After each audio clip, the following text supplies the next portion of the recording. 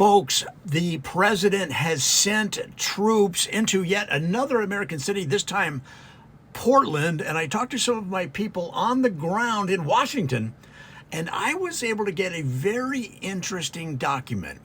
And it's called the U.S. Military Field Guide for Operations in Portland. For example, number one, coffee is currency. In Portland, money is basically paper kindling.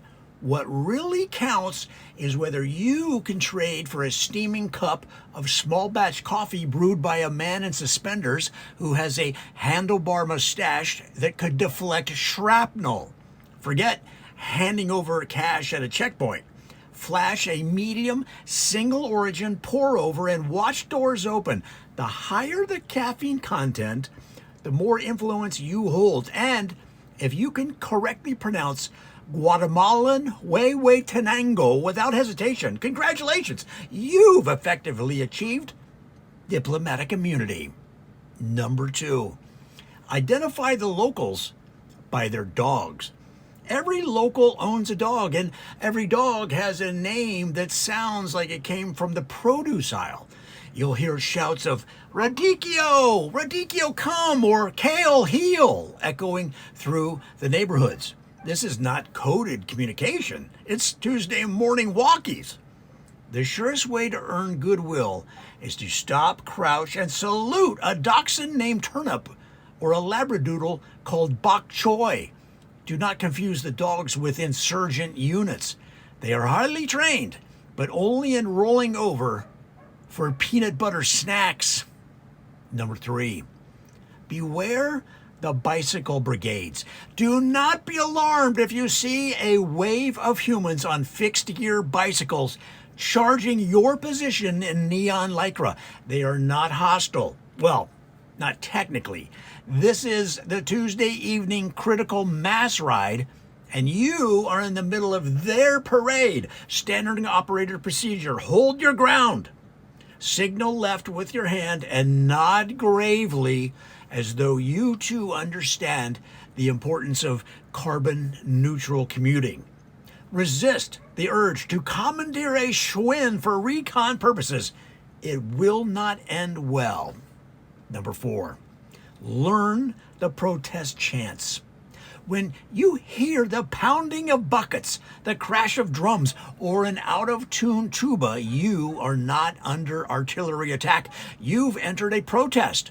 The chants may sound threatening. Hey, hey, ho, ho, this zoning law has got to go. But they're mostly about bike lanes. To blend in, clap along a half beat off rhythm.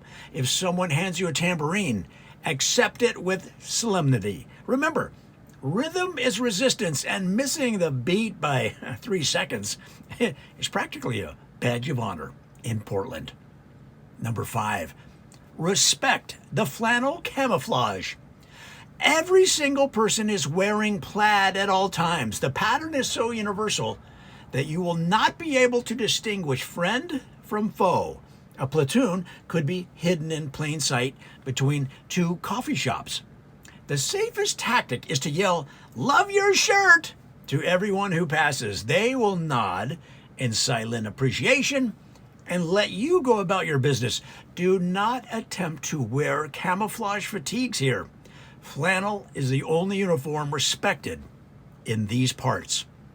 Number six, night vision goggles useless at farmers markets. See, farmers markets are the local version of a forward operating base.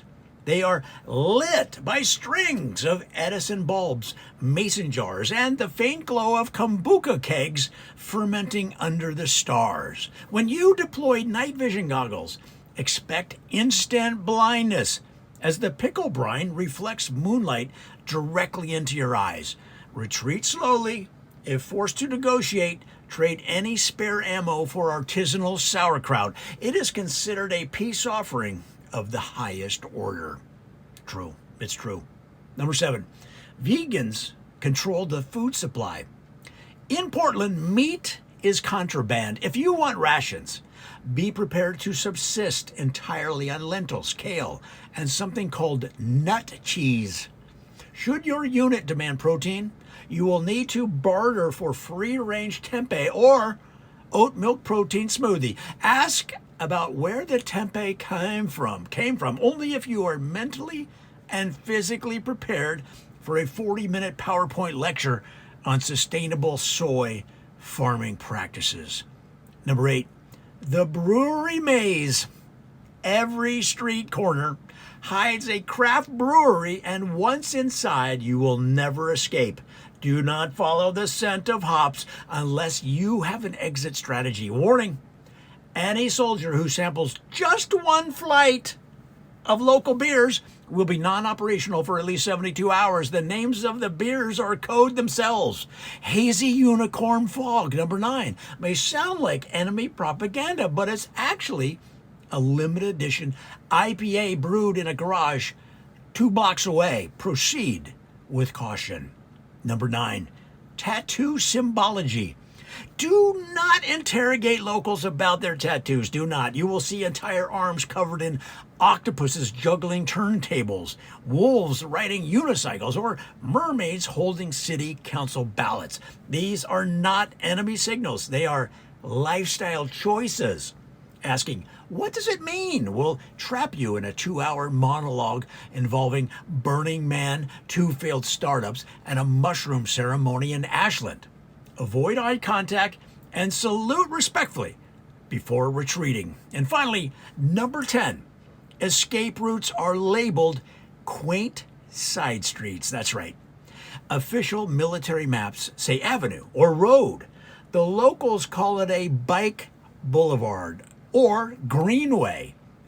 Either way, you will end up on a 1-lane path blocked by an elderly man juggling while knitting in the crosswalk. Standard evasive maneuver. Slow your Humvee to 3 miles per hour, apologize loudly, and wait until the knitting concludes. Remember, the true battlefield here is patience.